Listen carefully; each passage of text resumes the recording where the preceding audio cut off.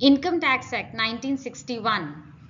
We shall be talking about the deductions under section 80D, 80G, 80GGB, 80GGC, 80RRB, 80TTA, 80TTB and 80U. Let's begin.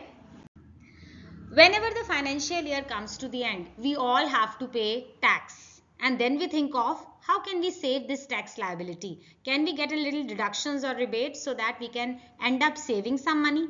So during the year, if you take appropriate decisions and you are well aware of the deductions which are mentioned in the Income Tax Act, you will definitely end up saving your money. So section 6A has the list of all these deductions under Income Tax Act 1961. To begin, we have section 80D, which is concerned with the medical premium. If you purchase a Mediclaim policy and you pay a premium for that, you will get definitely a deduction or rebate under section 80D for the amount of premium you have paid. The benefits you can claim only if you pay health insurance premium. Again, this insurance premium has not to be paid in cash. It has to be paid through your bank account, your debit card or the credit card. If paid in cash, you cannot avail any deduction.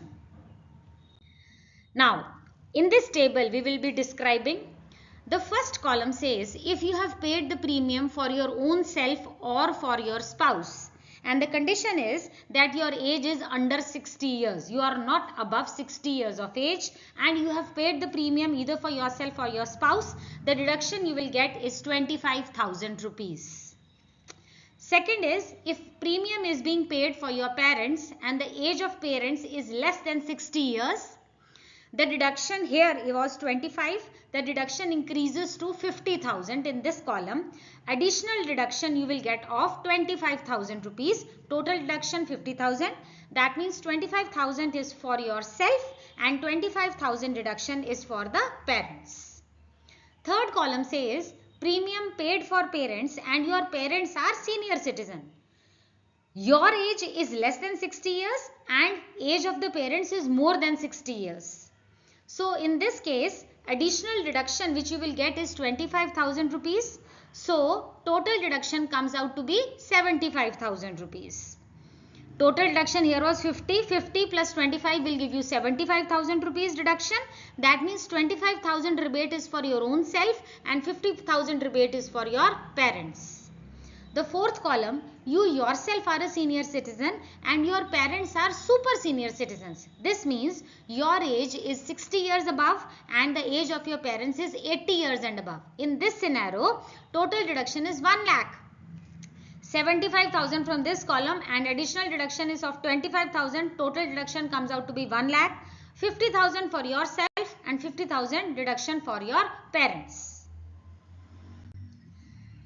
Under 80D, there is another feature, preventive health checkups. You can also get deduction or rebate on preventive health checkups under section 80D.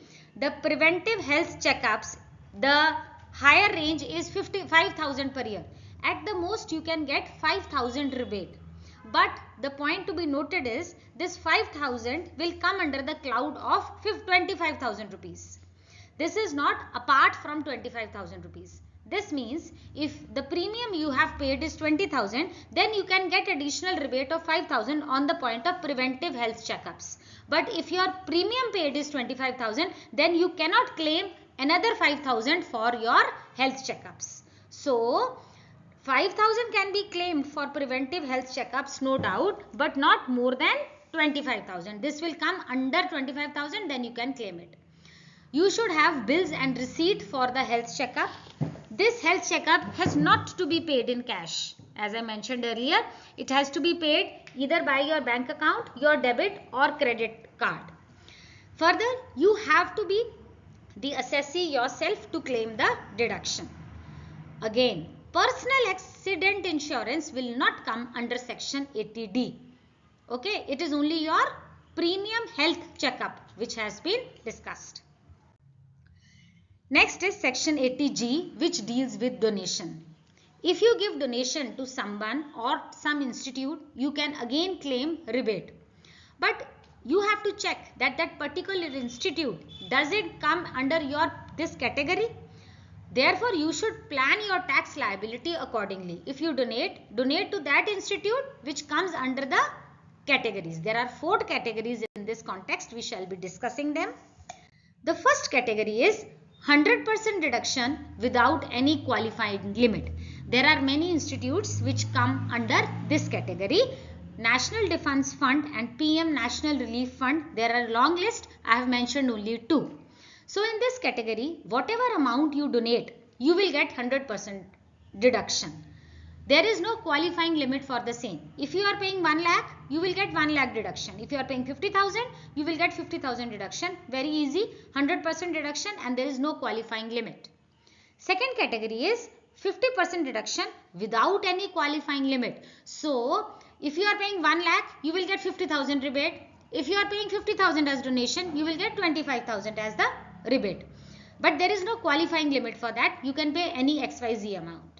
PM Drought Relief Fund and National Children Fund fall under this category. Third category is 100% deduction you will get, but the limit is 10% of the adjusted total income. So you have to calculate 10% of your adjusted income of the assessee and then compare it. If the donation is under 10%, then you can get 100% deduction. So the deduction can be claimed 100%, no doubt about it, but the limit is 10% of your adjusted total income. You cannot claim the rebate which is higher than 10% of the adjusted total income. If the donation is less than 10% of your income, then of course 100% rebate you can claim. Donation to local authorities or to government to promote family planning, Indian Olympic Association, these names come under this category. Again I repeat, only 10% of the donor's adjusted gross total income will be eligible for rebate. Fourth category is 50% deduction subject to 10% of the adjusted gross total income. You are not getting 100% deduction in this category. Your donation ka 50% you can claim, but the limit for the same is 10% of the gross total income. Your rebate cannot cross 10% of the adjusted gross total income. Any local authority which is using it for charitable purpose falls under this category of 80G. Next is 80GGB and 80GGC. Donation to political parties. 80GGB is applicable to corporate assessees and 80GGC is applicable to non-corporate assessee.